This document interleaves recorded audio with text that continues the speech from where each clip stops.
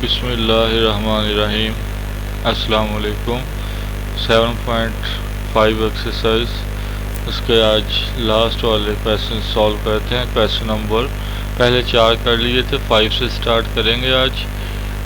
Question number 5, find the value of, value find करें। ये 4 जो दिए हुए हैं जी, 2i multiply by cross multiplication 2j dot के, यानी कि स्केलर ट्रिपल प्रोडक्ट ही पूछा गया है। इसी तरह से 3j डॉट के क्रॉस i, के आई जे और आई के ये दिए हुए हैं। तो ये पहला सॉल्व करते हैं पहले। 2i क्रॉस 2j डॉट के, तो इसमें 2i मीन के i कंपोनेंट 2 है, बाकी कंपोनेंट्स जो हैं इस वेक्टर के 0 0 हैं। तो ये i वाला कंपोनेंट पहले कॉलम में आएगा, तो इसलिए ये 2 लिखा। उसके बाद j और k के 0 0 लिखे। उसके बाद 2j है तो दूसरी रो में जाएंगे, क्योंकि दूसरा वेक्टर जो है उसमें j आ रहा है, तो दूसरी रो में जाएंगे। i वाला कंपोनेंट 0 हो जाएगा, k वाला भी 0 हो जाएगा, j वाला 2 आ जाएगा। फिर डॉट k है तो थर्ड रो में k वाली पॉइंट पे 1 आ जाएगा, यानी कि थर्ड कॉलम में, और उसमें i और j कंपोनेंट 0 0 आ जाएंगे। अब इसका जो है हम डिटर्मिनेंट जो है सॉल्व कर देंगे। तो देखें ये जो आपके पास बनी है इस वक्त डिटर्मिनेंट जो बना है ये ट्रायंगुलर फॉर्म में है। इसके तो ऊपर भी सारे 0 हैं और नीचे भी जो सारे 0 हैं, डायगोनल के ऊपर और डायगोनल के नीचे। अगर सारे एलिमेंट्स 0 हों डायगोनल के ऊपर और डायगोनल के नीचे, तो फिर ऊपर या नीचे हो, एक ही जगह पे हो, तब भी जो डिटर्मिनेंट होता है वो डायगोनल एलिमेंट्स का प्रोडक्ट होता है। तो यहाँ पे डायगोनल एलिमेंट्स हैं 2 2 और 1, इनको मल्टीप्लाई करते हैं तो ये 4 आ जाएगा। इस तरह से ये आंसर आ जाएगा। तो एक्सपेंड करने की ज़रूरत नहीं, डायरेक्ट ही आंसर आप लिख सकते हैं। उसके बाद है जी 3j डॉट के क्रॉस i। तो देखें जो फर्स्ट रो में आएगा j कंपोनेंट सिर्फ आएगा जो कि 3 है, बाकी i और k कंपोनेंट 0 आ जाएंगे। तो देखें i और j जो कोफिशिएंट से वो 0 आ गए, j के जगह पे 3 आ गया। दूसरी रो में k वाला एलिमेंट जो होगा वो 1 आ जाएगा, k का कोफिशिएंट, बाकी i और j 0 हो जाएंगे। जबकि तीसरी में i उसने कहा है, तो जो i वाला कोफिशिएंट लिखते हैं फर्स्ट कॉलम में, यानी कि आएगा थर्ड रो में, तो ये 1 हो जाएगा, बाकी j और k जो है वो 0 हो जाएंगे। तो अब इसको जो है हम एक्सपेंड कर लेते हैं। ये फर्स्ट रो को एक्सपेंड कर लिया, 0 लिखा। इसका जो है बाकी लिखते अगर लिखेंगे माइनर इसका, तो देखें ये इस रो को भी छोड़ दिया जाएगा जिसमें 0 आ रहा था, और इसी तरह से इस कॉलम को भी छोड़ देंगे। बाकी एलिमेंट्स को लिखेंगे तो 0 1 0 0 हो जाएगा। ये लास्ट ईयर आपने मैट्रिक्स वाले चैप्टर में तफसील से ये चीज़ पढ़ी हुई है। उसके बाद आ जाएगा आपके पास ये -3 आएगा। माइनस क्यों लगेगी? क्योंकि ये सेकंड फर्स्ट रो और सेकंड कॉलम है। 1 + 2 करेंगे फर्स्ट रो सेकंड कॉलम, तो 1 + 2 करेंगे 3 होगा, जो कि ऑड नंबर होता है, इसलिए माइनस लग जाएगी। ये 3 लिखा एलिमेंट जो हो गया आया। और फिर इसी तरह से जैसे पहले था रो और कॉलम को छोड़ा, तो अब 3 वाली रो भी छोड़ेंगे, 3 वाला कॉलम भी छोड़ देंगे, बाकी 0 1 1 0 आपके पास आ जाएगा। फिर यह प्लस क्यों आया? इसलिए आया कि ये एलिमेंट जो है नेक्स्ट जो हम लिख रहे हैं 0 वाला, ये है कहाँ पे जी? ये है आपके पास फर्स्ट रो और थर्ड कॉलम में है। तो 1 + 3 करेंगे, इवन नंबर बनेगा 4, इसलिए ये प्लस आएगी। और इसी तरह से रो और कॉलम छोड़ेंगे, ये 0 0 1 0 बन जाएगा। इनको सॉल्व कर लेंगे डिटर्मिनेंट मेथड से। तो पहले करते होते हैं जी मल्टीप्लाई डायगोनल एलिमेंट्स को। तो डायगोनल एलिमेंट्स 0 हैं, ये मल्टीप्लाई किया, जो भी बनेगा बाहर 0 मल्टीप्लाई हो रहा है, इसलिए ये सारा 0 हो जाएगा। तो यहाँ पे आएंगे तो ये आपके पास 0 ही हो जाएगा, लेकिन ये 1 और 1 मल्टीप्लाई हो गए, 1 आ जाएगा, दरमियान में माइनस लगती है वो लगा दी इधर, फिर वो बाहर 0 लिखा हुआ है इसलिए 0 ही हो जाएगा। और ये माइनस माइनस प्लस हो जाएगी, 3 1 टाइम्स 3 हो जाएगा। इस तरह से ये आंसर आ जाएगा। अब इसके बाकी के पार्ट्स आप खुद सॉल्व करेंगे। बी जो है इस क्वेश्चन नंबर 5 का बी पार्ट जो है, prove that u dot v cross w plus v dot w cross u plus w dot u cross v is equal to 3 u v cross w, ये कहा गया है जी इसमें। प्रूव करना है। तो देखें जी, ये यू वी हमने लास्ट लेक्चर में देखा था कि ये जो ट्रिपल स्केलर प्रोडक्ट होता है, स्केलर ट्रिपल प्रोडक्ट जो होता है, ये साइक्लिक ऑर्डर में चलता है। तो देखें यू वी डब्ल्यू, यहाँ से ये साइक्लिक बनाया भी हुआ यू वी और डब्ल्यू। उसके बाद फिर देखें तो उसी तरह से उसी साइकिल में चलेंगे वी डब्ल्यू यू जो उसने दिया हुआ है, वी डब्ल्यू यू, फिर नेक्स्ट डब्ल्यू यू और वी, सेम साइकिल चल रहा है, वही आपके पास एंटी क्लॉकवाइज। तो ये सब फिर एक दूसरे के बराबर होंगे क्योंकि साइक्लिक ऑर्डर में है। लेफ्ट हैंड साइड लेते हैं, लेफ्ट हैंड साइड को सॉल्व कर लेते हैं। तो ये लेफ्ट हैंड साइड लिख ली, उसके बाद इसको हम अगर ब्रैकेट्स में लिखें तो यू वी डब्ल्यू लिख सकते हैं, प्लस इसको वी यू डब्ल्यू लिख सकते हैं और इसको इसी तरह से डब्ल्यू यू वी लिख सकते हैं। अब देखें यू वी डब्ल्यू जो है वो बराबर होता है वी डब्ल्यू यू के। तो वी डब्ल्यू यू की जगह पे हम नेक्स्ट लाइन में वी यू वी डब्ल्यू ही लिख लेंगे। देखें ये वी डब्ल्यू यू की जगह पे जो ऊपर हमने देखा था कि साइक्लिक ऑर्डर बन रहा है, तो ये वी डब्ल्यू यू जो है वो यू वी डब्ल्यू के बराबर बनता है। तो यू वी डब्ल्यू ही लिख लिया क्योंकि you V W he prove करना था हमने, इसलिए यू वी डब्ल्यू में चेंज कर रहे हैं। नेक्स्ट है डब्ल्यू यू और वी डब्ल्यू यू और वी भी यू वी डब्ल्यू के ही बराबर है, तो यहाँ भी यू वी डब्ल्यू ही लिख लिया है। अब देखें यू वी डब्ल्यू और यू वी डब्ल्यू, क्योंकि ये तीनों बराबर थे, एक जैसे थे, हम इसको यू वी डब्ल्यू में ही तीनों को लिख लिया। अब ये तीन जमा हो रहे हैं तो ये 3 बार यू वी डब्ल्यू हो जाएगा। उसके बाद यू को हम बाहर निकाल लेते हैं क्योंकि ये डॉट था, तो ये पहले भी जो क्वेश्चन में दिया हुआ था आपके पास जो लेफ़्ट साइड थी उसमें बाहर ही था, तो इसको बाहर ले आए और बाकी जो है क्रॉस प्रोडक्ट की सूरत में लिख दिया। तो ये 3 के साथ आगे ज़रब होगा, तो ये 3u dot we cross W बन जाएगा और यही हमने प्रूव करना था। इस तरह से ये राइट हैंड साइड बन गई। फिर है question number 6, find the volume of tetrahedron with the vertices. तो टेट्राहेड्रॉन क्या होती है, हमने देखा था कि ऐसी शेप होती है, पिरामिड टाइप शेप होती है, यानी कि इसके 4 आपको जो हैं सरफेस नज़र आती हैं, 4 साइड्स होंगी और चारों जो होंगी वो ट्राइएंगल की तरह होंगी, ट्राइएंगल होंगी। तो इसका फॉर्मूला हमने देखा था, इसके वॉल्यूम का 1/6 यू वी डब्ल्यू, 1/, ये देखें 1/6 था और फिर वो तीनों वेक्टर्स से यहाँ पे हमने वो वेक्टर्स निकाले हुए, वैसे यू वी डब्ल्यू से हमने फॉर्मूला देखा था उसका।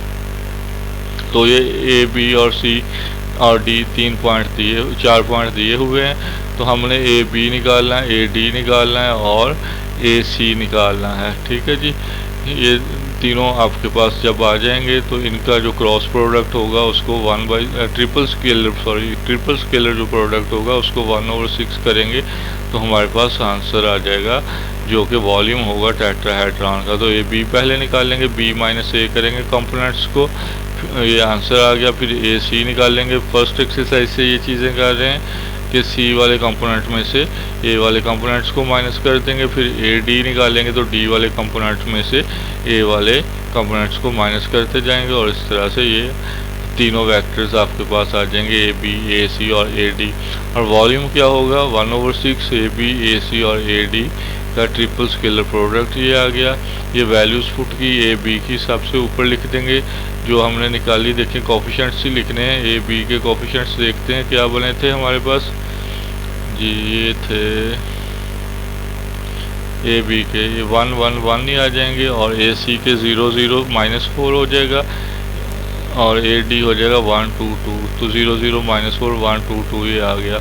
अब इसको हम जो है सॉल्व करते हैं, एक्सपेंड करते हैं। तो फर्स्ट रो को एक्सपेंड किया गया है, चाहे तो सेकंड को कर लें, इसमें 2 0 आ रहे हैं तो ज़रा इजी हो जाएगा, ज़्यादा कैलकुलेशन की ज़रूरत नहीं पड़ेगी। यहाँ भी ये भी 1 1 नहीं था तो इतना लंबा नहीं था, इसलिए फर्स्ट रो को ही कर लिया, 1 हमने लिखा।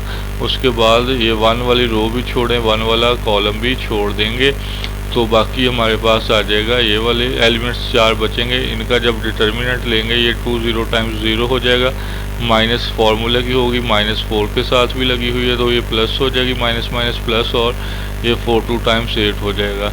उसके बाद नेक्स्ट वाला जो होगा हम 1 लेंगे और इसके साथ ये बाहर देखिए माइनस लगी हुई है। माइनस क्यों लगी है? ये फर्स्ट रो और सेकंड कॉलम का एलिमेंट था। 1 + 2 जब करेंगे तो ये 3 आएगा, जो कि ऑड नंबर होता है। 1 + 3 कौन सा? 1 + 2 कौन सा? ये फर्स्ट रो 1 और कॉलम 2 है, तो उनको ऐड किया 1 और 2 को, तो 3 ऑड नंबर हुआ, इसलिए माइनस लगेगी। अब इस रो और कॉलम को छोड़ेंगे, बाकी एलिमेंट्स जो होंगे उनको क्रॉस उसी तरह से ये 2 0 टाइम्स 0 हो जाएगा, मल्टीप्लाई हो गया। माइनस फार्मूले की लगाएंगे, माइनस यहाँ भी है तो ये +4 हो जाएगा। 4 1 टाइम्स 4 हो गया। उसके बाद फिर नेक्स्ट वाला 1 आ जाएगा और फिर इस 1 की जो है आपने रो भी छोड़नी है और इस 1 के लिए जो कॉलम था वो भी छोड़ देना है। बाकी को मल्टीप्लाई करेंगे तो ये 0 से मल्टीप्लाई 2 भी होगा, 0 से 1 भी होगा, ये 0 ही हो जाएगा। अब देखते हैं जी, 8 1 टाइम्स 8 हो जाएगा, प्लस माइनस माइनस हो जाएगी, 4 1 टाइम्स 4 हो जाएगा। ठीक है जी, ये सॉल्व किया गया है। 8 में से 4 को माइनस किया तो 4 आ गया। ये 4/6 यानी कि 2 पे डिवाइड करेंगे तो 2/3 रह जाएगा। क्यूब यूनिट्स में आंसर होगा, क्योंकि वॉल्यूम है तो वॉल्यूम क्यूब में होता है। उसके बाद आ गया G find the work done. यहाँ से टॉपिक थोड़ा चेंज हुआ। वर्क डन फाइंड करें if the point at which the constant force F is applied to an object moves from point 1 to point 2। तो वर्क डन अगर याद करें, थोड़ा सा जहन में लेके आए, तो वर्क जो होता है वो FD के बराबर होता है, फोर्स मल्टीप्लाई बाई डिस्प्लेसमेंट। ठीक है, तो सेम जो है हम ये फोर्स उसने दी हुई है, कहता है एक फोर्स अप्लाई की गई तो पॉइंट 1 से बॉडी जो है पॉइंट 2 पे चला गया, तो पहले डिस्प्लेसमेंट निकाल लें। फोर्स तो हमारे पास मौजूद है, तो डिस्प्लेसमेंट क्या हो जाएगी? P1 टू P2 बॉडी गई है, तो ये P1 P2 जो होगी वो डिस्प्लेसमेंट बनेगी।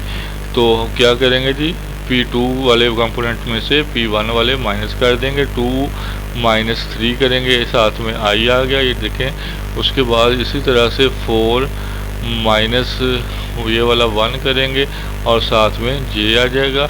उसके बाद फिर जो है ये 6 माइनस माइनस +2 हो जाएगा और ये यहाँ पे हमारे पास K आ जाएगा। इनको सॉल्व किया तो -I + 3J और +8K हो गया। वर्क डन क्या होता है? F.D। तो F.D जो है हम कर देते हैं, फोर्स दी हुई थी, अब D अभी हमने निकाल लिया, ये वैल्यूज़ लिखे, इनको मल्टीप्लाई कर दें। 4 1 टाइम्स 4 हो जाएगा, प्लस माइनस माइनस हो जाएगा। ये देखें जो है स्केलर प्रोडक्ट, ये जिस तरह 7.3 में किए थे, ये I कंपोनेंट से मल्टीप्लाई, J कंपोनेंट से मल्टीप्लाई और K से मल्टीप्लाई कर देंगे। तो ये सॉल्व किया, 4 1 times 4 plus minus minus 3 3 times 9 और 5 8 टाइम्स 40 हो जाएगा। 49 - 4 करेंगे तो 45 यूनिट्स जो होगा वर्क आ जाएगा इसमें। उसके बाद फिर ऐसा ही क्वेश्चन है, particle is displaced from the point A to the point B under the action of constant forces defined by. कहता है ये 3 फोर्सेस अमल कर रही हैं और बॉडी जो है A से B की तरफ B तक चला गया है। Show that the total work done by the forces 102 units. कि टोटल वर्क जो हुआ है, कहता है साबित करें वो 102 यूनिट्स हुआ है। तो यानी कि हमने उसी तरह से क्वेश्चन सॉल्व करना है, आंसर 102 आना चाहिए। अब डिस्प्लेसमेंट तो A B हम निकालेंगे, डिस्प्लेसमेंट बन जाएगा। A B जब करेंगे तो वो डिस्प्लेसमेंट आ जाएगा।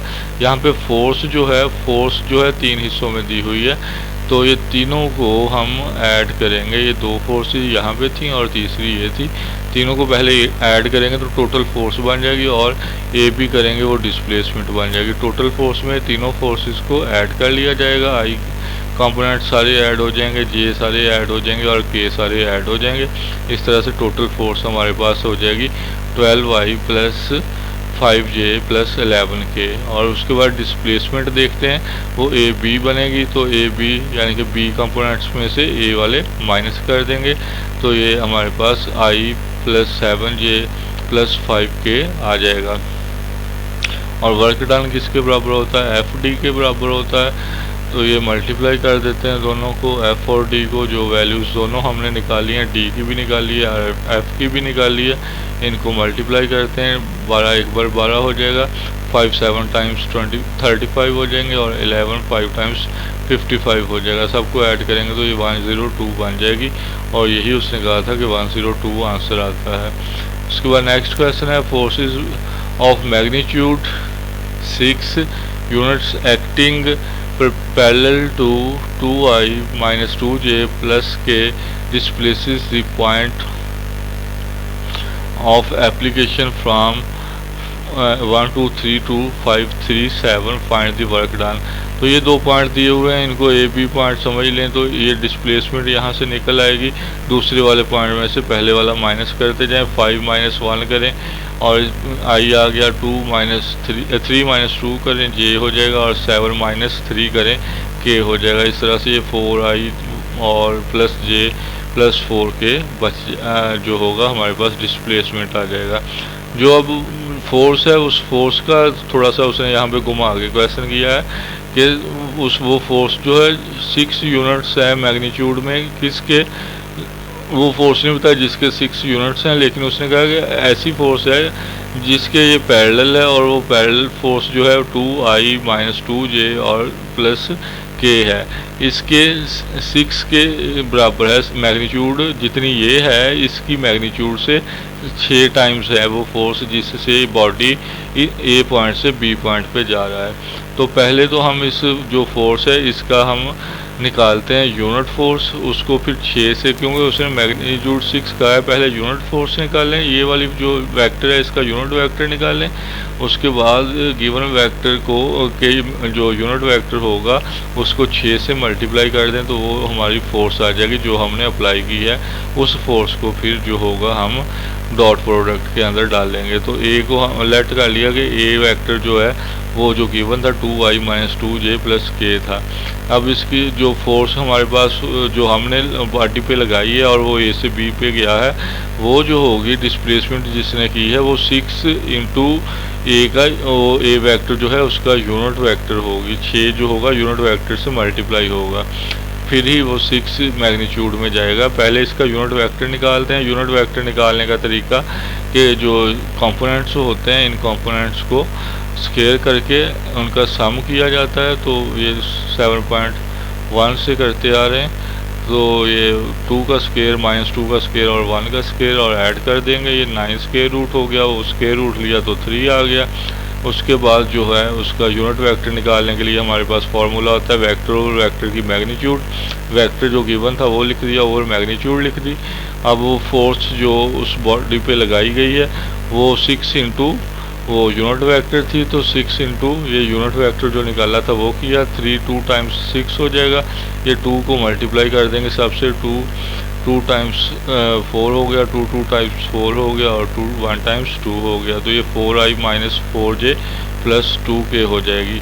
अब ये फोर्स आ गई इस, और जो है डिस्प्लेसमेंट हमने ऊपर निकाली थी जो कि 4i + j और +4k निकली थी। यहाँ पे थी डिस्प्लेसमेंट, ये 4i + j + 4k थी डिस्प्लेसमेंट, ये 4i + j + 4k। अब इनको मल्टीप्लाई करते हैं, 4 4 पर 16 हो जाएगा, -4 1 पर 4 हो जाएगा और 2 को 4 से ज़रब करेंगे 8 हो जाएगा। तो ये आपके पास इस तरह से इसको जब मिलाएंगे सॉल्व करेंगे तो 20 आ जाएगा। ये हमारा क्वेश्चन नंबर 10 हो गया। उसके बाद है जी question number 11, of force F is applied at the point, ये पॉइंट दिया हुआ है, find the movement of the force about the point 2 - 1 3। तो यहाँ से फिर क्वेश्चन थोड़ा चेंज हो रहा है, जो है ये लास्ट पोर्शन ही समझ रहे हैं एक्सरसाइज का और इस चैप्टर का। इसमें जो है मूवमेंट ऑफ फोर्स जो है वो उसने फाइंड करने के लिए कहा। एक फोर्स अप्लाई हुई है बॉडी पे और वो बॉडी जो है अप्लाई हुई है एक पॉइंट पे, वो 1 - 1 और 2 था, तो उसको हमने P रख लिया और वो जो था वो जो मूवमेंट ऑफ फोर्स निकालनी है वो अबाउट दूसरे पॉइंट के निकालनी है, जिसको हमने लेट कर लिया है कि ये पॉइंट ए है जिसके अबाउट निकालनी है। तो इसमें एक हमें वो पॉइंट पहले वो वेक्टर निकालना पड़ेगा कि फोर्स अप्लाई होने के बाद किसके अबाउट गई है, उसको पहले रखेंगे। ए पहले ए के अबाउट था उसने कहा, तो ए पी निकालेंगे, ठीक है। पहला पॉइंट बाद में लिखेंगे, और जिसके अबाउट होगी हमने फाइंड करनी उसको हम पहले लिखेंगे। तो इसको आर का नाम दिया जाएगा। फॉर्मूले में वो एफ ज़रब आर फॉर्मूला बनेगा, इसलिए या आर ज़रब एफ फॉर्मूला बनेगा। तो इसलिए पहले हमें ये जिस पॉइंट के अबाउट होगा वो बाद में रखेंगे, ये जहन में रखना। पी ए नहीं करेंगे, ए पी करेंगे, ठीक है। और तो अब आर, इसको आर का नाम देंगे। हम देखते हैं जी ए पी, उसी तरह से वो पी वाले पॉइंट्स में से ए वाले को माइनस करते जाएंगे। 1 माइनस 2 आई हो जाएगा -1, और ये +1 जे हो जाएगा। इसी तरह से 2 माइनस 3 के हो जाएगा। इसको जब सॉल्व किया तो ये आर की वैल्यू हमारे पास आ गई -i + 0j -k, और फोर्स दी हुई थी 3i + 2j -4k, ये गिवन है। Movement of force about A निकालनी है, तो ये r क्रॉस f, ये जो होगा वेक्टर प्रोडक्ट वाले रूल से निकलेगा। i j k लिखेंगे, फिर r वाला जो वेक्टर निकला है वो वेक्टर पहले हम उसके कोफिशिएंट्स लिखेंगे। वो कोफिशिएंट्स लिखने के बाद फिर फोर्स वाले कोफिशिएंट्स लिखेंगे, और फिर इनको एक्सपेंड कर देंगे फर्स्ट रो को, और इस तरह से हमारे पास वो रिक्वायर्ड मूवमेंट मिल जाएगी अबाउट ए। तो ये देखें जी, ये आई लिखा और आई वाली रो और कॉलम को छोड़ देंगे, बाकी हमारे पास जो होगा वो मल्टीप्लाई होंगे। तो ये हो जाएगा 0 से ज़रब होकर 0 ही हो जाएगा। माइनस फार्मूले की आएगी, -1 के साथ भी है, तो ये +2 1 टाइम्स 2 हो जाएगा। उसके बाद फिर जो है जे लिखेंगे माइनस में, और ये दोनों को मल्टीप्लाई किया +4 हो जाएगा माइनस माइनस, और ये भी माइनस माइनस +3 हो जाएगा। इस तरह से ये 7j बन जाएगा। उसके बाद के वाला के लिखा, और फिर जो है ये 2 1 टाइम्स 2 हो जाएगा, 3 0 टाइम्स 0 हो जाएगा, लेकिन ये माइनस में 2 होगा क्योंकि ये प्लस और माइनस माइनस हो गया। तो ये आंसर आपको मिल गया। फिर क्वेश्चन नंबर 12 है, a force F passes through point A, find the movement of F about point B। about जिसके है B के है, तो B अब और A पे अप्लाई हो रही है। B A आपने फाइंड करना है, A B नहीं, B A फाइंड करना पड़ेगा। जिसके अबाउट होगी वो पहले आ जाएगा। अबाउट B है तो B को हम पहले लिखेंगे, B A यही हमारा R होगा। तो B वालों में से B A लिख के A में से B को माइनस करेंगे, 2 -1 हो जाएगा, -2 +3 हो जाएगा, और 5 -1 हो जाएगा। इस तरह से ये वेक्टर हमारे पास R वेक्टर आ जाएगा। फोर्स गिवन थी 4 -3 के था, और ये R क्रॉस F कर लें। इस तरह से आपको movement of force about B मिल जाएगी। इस क्वेश्चन नंबर 13 भी बिल्कुल सेम है, खुद सॉल्व कीजिएगा। क्वेश्चन नंबर 14 पे चलते हैं। तो क्वेश्चन नंबर 14 है आपके पास, find the movement about A. About A निकालनी है, तो ए आप पहले लिखेंगे। ऑफ कंकरेंट फोर्सेस, ये फोर्सेस अब 3 दी हुई हैं। Where P is their point of concurrency, point P पे वो इकट्ठी हो रही हैं, तो P इस पे इकट्ठी हो रही हैं, और अबाउट A निकालना है। तो ए पी जो होगा वो हमारा R कहलाएगा। तो पहले तो R हम निकाल लेते हैं, ए पी करके P में से A को माइनस करते जाएं, तो हमारे पास ये I -j और +0 के आ जाएगा। उसके बाद जो फोर्सेस दी हुई थी 3 दी हुई थी, उनको ऐड कर लें ताकि हमारे पास टोटल फोर्स आ जाए, और R क्रॉस F करके इस तरह से इसको फिर हम सॉल्व कर लेंगे। तो ये हमारे पास -i -j +9k आ गया। इसको ज़्यादा मैं एक्सप्लेन नहीं कर रहा क्योंकि ये जो वेक्टर प्रोडक्ट आपने पिछली एक्सरसाइज में अच्छी तरह से पढ़ा हुआ है। उसके बाद है फिर force F is applied at point P पे अप्लाई हो रही है। Find its movement about Q। About Q निकालनी है, तो जो इसमें R होगा हमारे पास वो क्या होगा, QP होगा। जिसके अबाउट निकालेंगे वो पहले लिख लेंगे। QP किया तो ये यानी कि P वाले पॉइंट में से Q वाले माइनस करते जाएंगे। इस तरह से हमारे पास R वेक्टर आ जाएगा। Moment of force about Q जो होगी वो R क्रॉस F करके फाइंड आउट कर ली जाएगी। इस तरह से ये I +11 J +17 K हो गया। तो ये आज हमारी 7.5 जो है एक्सरसाइज भी ख़त्म होगी और साथ ही साथ जो है ये हमारा 7th चैप्टर जो वेक्टर्स पे मुश्तमिल था वो भी इख्तिताम पज़ीर हुआ। उम्मीद है आपको समझ आ गया होगा। जो अब ये मैंने सारे क्वेश्चन सॉल्व नहीं किए, कुछ आपकी प्रैक्टिस के लिए छोड़े हैं जो एक जैसे थे, उनको लाजमी आप कीजिएगा। बाकी जो है अगर कोई क्वेश्चन रह जाए, ना हुआ हो, ना समझ आई हो, तो आप दोबारा पूछ लीजिएगा। इसको अच्छी तरह से तैयार कीजिएगा ताकि जब टेस्ट हो आपका या एग्ज़ाम्स हों तो आपको कोई परेशानी का सामना ना करना पड़े। उसके बाद हम इंशाल्लाह नेक्स्ट जो है जो लेक्चर होगा उसमें चैप्टर नंबर 4 स्टार्ट करेंगे। तब तक जो है आप इनको सॉल्व कर लें अच्छी तरह से। अल्लाह हाफिज़।